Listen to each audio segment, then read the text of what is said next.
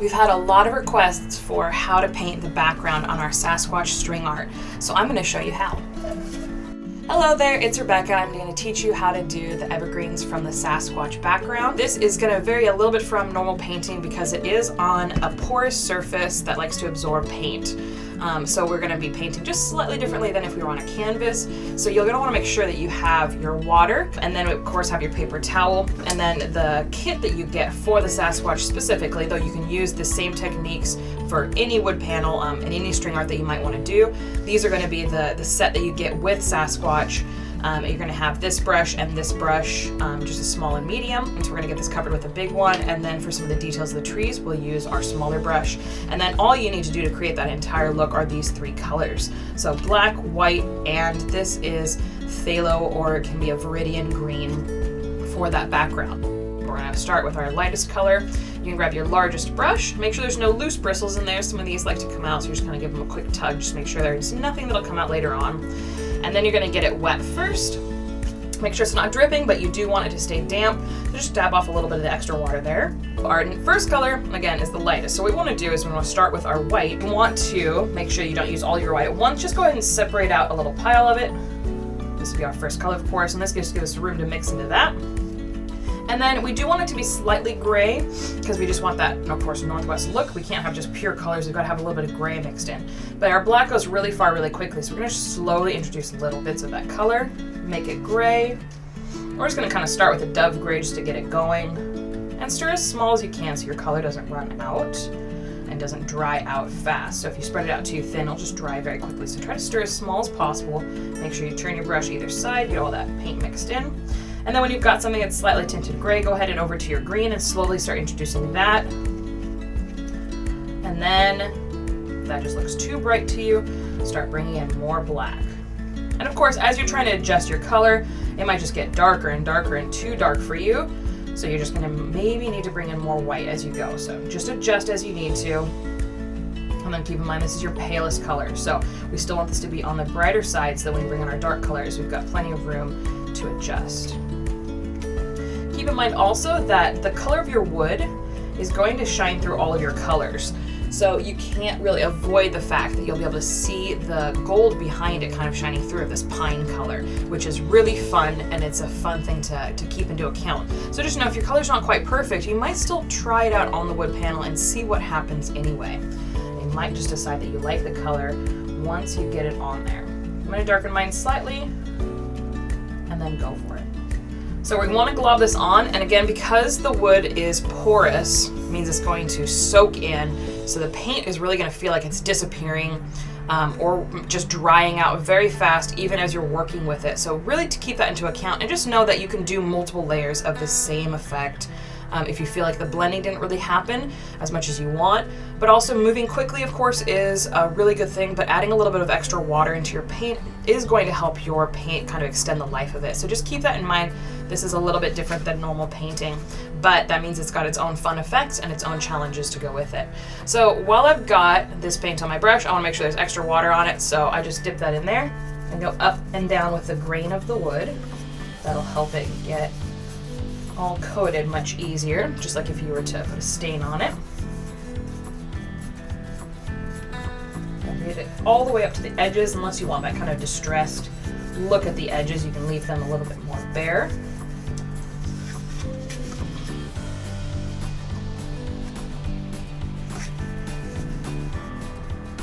I'm going to go about a third of the way, or maybe about halfway down with this color before I start to darken it. That'll give me room to blend, but you want to dive into the next color as soon as possible. I even like to add just a little bit more water to the base to try to extend that life, just with a little bit more wiggle room with that drying time. So you can like literally pour water on this, and it's absorbing it faster than if you were on a canvas, so you can really kind of mess around with it. And thinning out your color just leaves more of your grain showing through. And that's some of the fun of using wood for this project. You get to also play around with that. So into that same mixture, just an easy way to find out if it's darker is mix into that same old pile, darken at least a few shades, and I'm going to start kind of below that mixture and start brushing upwards into it. And I'm not going to worry too much about having the blending super tidy or even. Just kind of let it get a little bit messy. Long brush strokes are going to be your best friend. That's going to help you get that pace that you want so that it doesn't dry out too quickly. Just going to brush up and down into that color. And the more you kind of leave it brushy, the more it's just going to feel like a forest back in the background. So leave that texture showing. It's all good. We'll put trees in front of anything that's messier than you want. At the bottom, I'm going to go even darker. So there's going to be practically no white in there. I've got to the edge of that pile. It's mostly my green and black, to whatever your taste is in that color. I still haven't cleaned out my brush though, so there's still a little bit left in there. I'm going to start at the bottom, start brushing upwards. So really kind of break it down into 3 colors. That'll make it easier. Kind of treat this in thirds. Get these colors all blended together. Again, keep in mind you can do multiple layers and that'll get you a smoother transition. This first layer though is going to be important to just get that gradation, get some colors on there.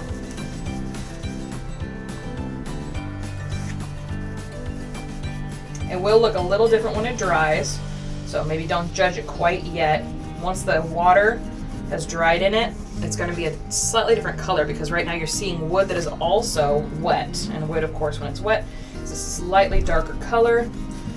So keep that in mind if you're thinking it's too pale. It's going to be even more pale once it dries, but if it's seeming too dark, you might just want to give it a second to dry. See how you feel about it.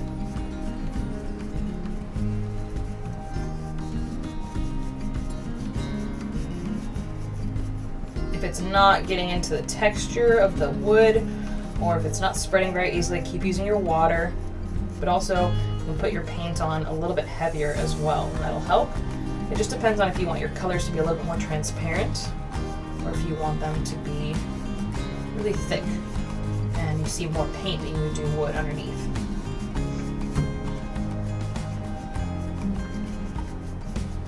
So I'm just kind of going through and just softening a little bit of the blending, and you can leave it a little bit messier too, and I'll just give it more texture and more interest. I'm just blending out a little of the rougher areas just while it's still wet. You want to do this quickly. It'll really only blend while it's still wet, otherwise you're going to have to just leave it until you get to that next layer.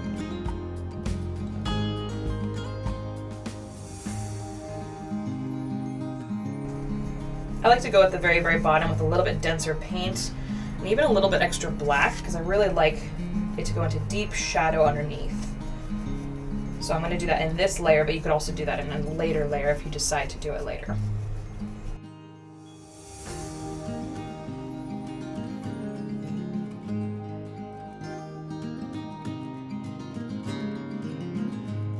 So when you're done with this brush, you might plan to use it again in the future. That's totally fine, or you might be waiting for your second layer.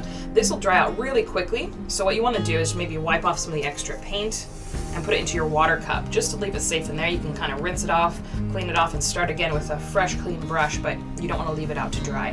What we want to do is just give this a second to get a little bit more dry so our next brush strokes aren't getting as absorbed into the wet paint, and it will absorb and kind of blend out because it's again sucking up that moisture and really liking to spread it. So we want to wait for this to dry and our paint will stick. So go ahead and leave it alone for a few minutes and I'll be back in a second. Okay, so my panel is totally dry now. You want to make sure that if you use a hairdryer, you let it cool down so that the heat from that hairdryer doesn't dry your paint out faster. So just make sure that it is cool to the touch. And then what we're going to be doing to create these trees is kind of create this natural fade out at the bottom where they join with the shadows. So what I mean by that is we use the same dark color that we have down below. We paint the top of the trees on top of the pale part, and then when we paint them down, they automatically start to combine with this background color, so you don't have to paint trees the whole way down. We just let them naturally fade into the same color down below. So we want to get something that is similar or as close as we can to our shadow colors down below.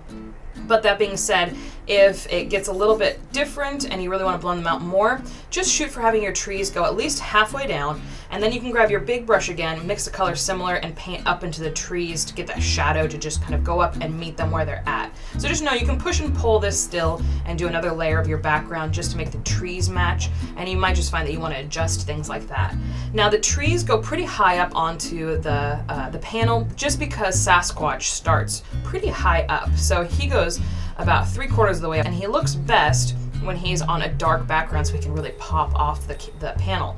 So keep that in mind if you're doing Sasquatch. If you're just doing this as a normal backdrop for any of our other string art or for your own design, just know that you can adjust the tree height to whatever you want. Like if you wanted to put something dark up above, like a saying or something like that, you might put the trees a little bit lower. So it's up to your creative notion. Anything that you want to do is going to work with this. It's a very just easy background to work with. So I'm going to mix something again as similar as I can to kind of this medium color right here, which is where I want the trees to just kind of combine into. All right, so I've got my smaller brush here. I will just do the top of the trees. If I have to go down farther, I'm not going to use this guy for that. I'm going to use my big brush whenever possible. This is just for those little details up top. So I'm going to get my brush wet first, get all the drips off on my paper towel, and then the best thing to do is maybe get your palette next to that color that you want to match. Even if you were to grab that color, and I still have some of my old color left over, if you were to grab that color and kind of hold it up there, is this color similar to that one? So that's what you can do to kind of judge or at least get a really good idea. Now you do want plenty of paint to play around with, so I'm going to mix a whole new pile just to be sure that I've got a good pile to dip into. Always mix more than you think, because you'll never regret having extra that you can dip into. I tend to run out of my colors pretty frequently and having to mix them again anyway. So this is a good skill to start working on. Mixing more color than you think. All right, and if you're not sure about the color, just try it on your panel, find out if you like it. Our first step is pretty straightforward. We're just going to be creating the tree trunks and getting the placement of our trees where we want them. So you don't have to do that many. You could do one big tree, or you could do as many as you want, fill up the whole thing with a forest. It's just good to have a variation of height and distance from each other. So I'm dragging my whole hand. This is dry, so what I'm doing is I'm dragging my whole hand down. This is also a good test. Does it combine with your shadow down here and blend out? So you can do a quick test that way as well. So I'm dragging my whole hand to keep myself steady. I'm just going to do maybe 6 all the way across, some of them taller, some of them going almost off the panel. So that's going to be my start, so that's going to be my guide now. So to paint these trees, once you've got the trunks in, what I'm going to do is start using the corner of my brush and just do a couple little lines back and forth, almost little dabs with my brush. And this is going to get the smallest part at the top of the tree here, and just a few touches here. So just getting the corner of the brush, kind of drag it back and forth, almost dabbing it if you want more texture, or just a brush stroke if you want it to be a simpler tree. Then I'll start to flatten out my brush and start using more and more of my brush, and I'm dabbing this and almost going in a zigzag pattern back and forth. That's kind of the rhythm that I'm setting, is a zigzag pattern. My brush stroke is changing as I go. I don't always just make one brush stroke here, another here, another here, another here. I'm dabbing and twisting my brush and kind of following a zigzag, but trying to add as much variation as I can, sometimes dragging my brush, sometimes balancing it. If you want to practice on the back of your panel or practice on another piece of paper, practice this tree and do it a couple times before you commit to your panel, and you'll find that the more you do it, the more relaxed you are with the movement. As I get down, I'm using the full width of my brush. It needs to get thicker and thicker towards the bottom of the tree. Eventually I'm just kind of blending it out with that background where the color is starting to combine. So I'm just going to dab it out until I'm letting it fade down below. Now that being said, if you feel like it's just not quite faded, use your finger, kind of smudge out some of the excess paint. Let that texture just kind of happen. And don't forget, we've got a big Sasquatch going in front. So if there's a couple brush strokes you're just not a fan of, you can either smudge it out with your finger or just plan to put Sasquatch on top of it. Now if you're feeling like it's too formulaic, like all of these branches look the same, just kind of go in, use the corner of your brush and create little twigs and branches that break that up a little bit. You can do anything to disrupt that and just add more texture. Just make sure you don't cover up the entire background. You still want to be able to see the green behind it. Now start doing that to all of your trees. More or less following that, but trying to have some variation. Just try to disrupt so it doesn't always look the same. And make sure some branches overlap with the others. It doesn't have to all be even. Sometimes you can just leave the tree trunk empty. Little gaps in there is more natural than having it completely full the whole way. And I just kind of brush out the bottom. There's barely any paint down here now. That's what I'm counting on. When I go to do that brush out, it's because my brush is empty and I'm just kind of dry brushing it down to combine. I'm just going to go ahead and speed through the last. You guys can keep watching, or just know that I'm just going to follow that same kind of pattern. Do not forget water though in your brush. That's a huge factor in making sure this paint can spread just while the panel is still trying to absorb the whole thing.